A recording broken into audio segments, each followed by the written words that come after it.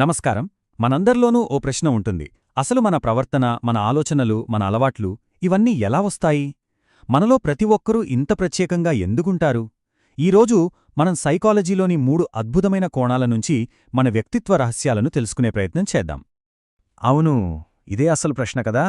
ఇది ఏదో ఫిలాసఫీకి సంబంధించిన ప్రశ్న కాదు, మనందరికీ చాలా పర్సనల్. మనల్ని నడిపించే శక్తులేంటి? మన లోపలున్న సామర్థ్యాలా, లేకపోతే మన చుట్టూ ఉన్న మనుషులా, లేదా అంతకంటే లోతుగా మన మెదడులోని కెమిస్ట్రీనా? ఏంటో చూద్దాం రండి. ఇక్కడ ఉన్న గొప్ప విషయం ఏంటంటే, వ్యక్తిత్వానికి ఒకే ఒక్క సమాధానం లేదు. దానికి బదులుగా సైకాలజీ మనకు కొన్ని పవర్ఫుల్ లెన్సులిస్తుంది. అద్దాలనుకోండి. ఒక్కో అద్దం మనలోని ఒక్కో కోణాన్ని చూపిస్తుందన్నమాట. ఈ 3 అద్దాల్ని కలిపి చూసినప్పుడు మన గురించి మనకే ఒక కంప్లీట్ పిక్చర్ దొరుకుతుంది. సరే, మరి మన మొదటి లెన్స్లోకి వెళ్దాం. అదే హ్యూమనిస్టిక్ లెన్స్, అంటే మానవతావాద దృక్కోణం. ఇది మన వ్యక్తిత్వాన్ని చాలా పాజిటివ్గా, ఆశాజనకంగా చూసే విధానమన్నమాట. మనలో ఉన్న సహజమైన ఎదుగుదల శక్తి మీద ఇది ఫోకస్ చేస్తుంది. అబ్రహం మాస్లో, కార్ల్ రోజర్స్ లాంటివాళ్లు ఈ సిద్ధాంతాన్ని బలంగా నమ్మారు. వాళ్ళేమంటారంటే, మనమందరం మన బెస్ట్ వర్జన్గా మారాలనే ఒక సహజమైన కోరికతోనే పుడతాం. అంటే మనం కేవలం మన గడిచిన అనుభవాల ఫలితం కాదు, మన భవిష్యత్తును మనమే తీర్చిదిద్దుకోగలం. మాస్లో పిరమిడ్ గురించి చాలామందికి తెలిసే ఉంటుంది. ఇది మన ప్రేరణకు ఒక రోడ్ మ్యాప్ లాంటిది. సింపుల్గా చెప్పాలంటే, ముందు తిండి, బట్ట, ఇల్లు ఇలాంటి ప్రాథమిక అవసరాలు తీరాలి. ఆ తర్వాతే కదా ప్రేమ, గౌరవం గురించి ఆలోచించేది. ఈ బేసిక్ అవసరాలన్నీ తీరిన తర్వాతే మనం ఆ పిరమిడ్ పైకి, అంటే మన పూర్తి సామర్థ్యాన్ని చేరుకునే సెల్ఫ్ యాక్చువలైజేషన్ వైపు ప్రయాణం మొదలుపెడతాం.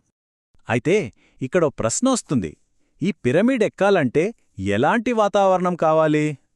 మాస్లో ఏమి సాధించాలో చెబితే, ఆయన కొలీగ్ కార్ల్ రోజర్స్ ఎలా సాధించాలో చెప్పారు. మన ఎదుగుదల అనే విత్తనం మొలకెత్తడానికి ఎలాంటి సామాజిక నేల కావాలో ఆయన వివరించారన్నమాట. రోజర్స్ ప్రకారం ఈ 3 చాలా ముఖ్యం.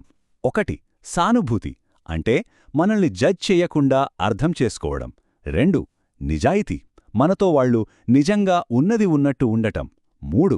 బేషరతు ప్రేమ, మనం ఎలా ఉన్నా, ఏం చేసినా మనల్ని యాక్సెప్ట్ చేయడం. ఇలాంటి వాతావరణం దొరికినప్పుడు మనం సహజంగానే ఎదుగుతాం. ఇప్పటికీ కౌన్సిలింగ్, థెరపీలలో ఈ సూత్రాలే పునాదులు. సరే, ఇప్పుడు గేర్లు మార్చి పూర్తిగా భిన్నమైన లెన్స్ వైపు వెళ్దాం. ఒక్కసారి ఆలోచించండి. అద్దంలో కనిపించేది నిజంగా మనమేనా, లేక ఇతరులతో మనకున్న సంబంధాల నీడనా? ఈ ఇంటర్పర్సనల్ లెన్స్ ప్రకారం రెండోదే నిజం. హ్యారీ స్టాక్ సులివన్ ఒక విప్లవాత్మకమైన ఐడియా ఇచ్చారు. ఆయనేమంటారంటే, పర్సనాలిటీ అనేది మన లోపల ఎక్కడో దాగి ఉన్న ఒక వస్తువు కాదు, అది ఒక డైనమిక్ ప్రాసెస్. అంటే మనకి ఇతరులకి మధ్య నిరంతరం జరిగే ఒక సంభాషణ లాంటిది. మన సంబంధాలే ప్రతిరోజూ మనల్ని మారుస్తూ, మన వ్యక్తిత్వాన్ని తీర్చిదిద్దుతూ ఉంటాయి. సుల్లివన్ మన జీవితాన్ని కొన్ని దశలుగా విభజించి ప్రతి స్టేజ్లో ఏ రిలేషన్షిప్ ముఖ్యమో చూపించారు. చిన్నప్పుడు తల్లితో బంధం, ఆ తర్వాత స్నేహితులతో కలిసి ఆడుకోవడం, స్కూల్లో టీంవర్క్ నేర్చుకోవడం, టీనేజ్లో క్లోజ్ ఫ్రెండ్స్ని సంపాదించడం, ఆపై ప్రేమలో పడటం. ఇలా ప్రతి దశ మనల్ని మనం చూసుకునే పద్ధతిని మార్చేస్తుంది. సింపుల్గా చెప్పాలంటే, మన లైఫ్ జర్నీనే మన పర్సనాలిటీ స్టోరీ అన్నమాట. ఇప్పుడు మన చివరి లెన్స్కి వచ్చేశాం. దీన్ని ఒక సైకలాజికల్ టూల్ కిట్లా ఊహించుకోండి. ఇది మన మొత్తం పర్సనాలిటీని ఎక్స్ప్లెయిన్ చెయ్యదు, కానీ మన ప్రవర్తనలోని కొన్ని స్పెసిఫిక్ విషయాలను అర్థం చేసుకోవడానికి చాలా ప్రాక్టికల్ టూల్స్ ఇస్తుంది. ఈ టూల్ కిట్లో మొదటి టూల్ ట్రాన్సాక్షనల్ అనాలిసిస్, షార్ట్గా టీఏ అంటారు. దీన్ని ఎరిక్ బర్న్ ఇచ్చారు. ఇది ఏం చేస్తుందంటే, మన మాటల వెనకున్న అసలర్థాన్ని డీకోడ్ చేస్తుంది. మన సంభాషణలు ఎందుకు స్మూత్గా నడుస్తాయో, లేదా ఎందుకు గొడవలుగా మారతాయో చెప్పేస్తుంది. బెర్న్ ప్రకారం మనందరిలో 3 ఈగో స్టేట్స్ ఉంటాయట. 1.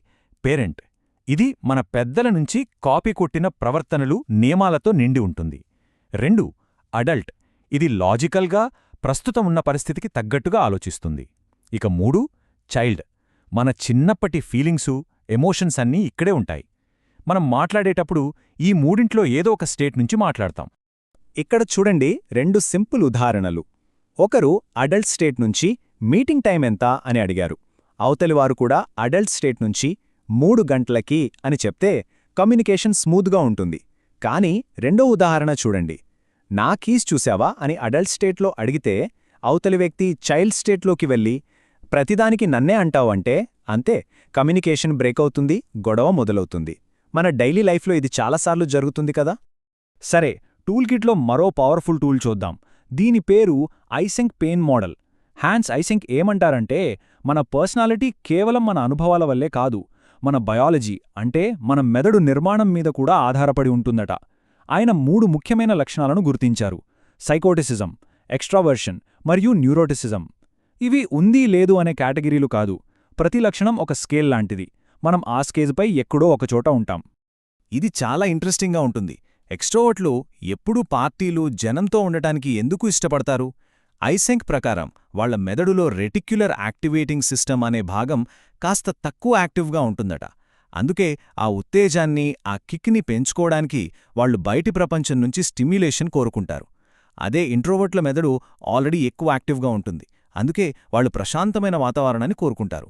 సింపుల్గా చెప్పాలంటే మన సోషల్ బ్యాటరీ మన బ్రెయిన్ వైరింగ్ మీద ఆధారపడి ఉంటుందన్నమాట. సో మనం 3 వేర్వేరు లెన్స్ల ద్వారా ప్రయాణం చేశాం. హ్యూమనిస్టిక్ లెన్స్ మనలోని ఎదుగుదల శక్తి గురించి చెప్పింది.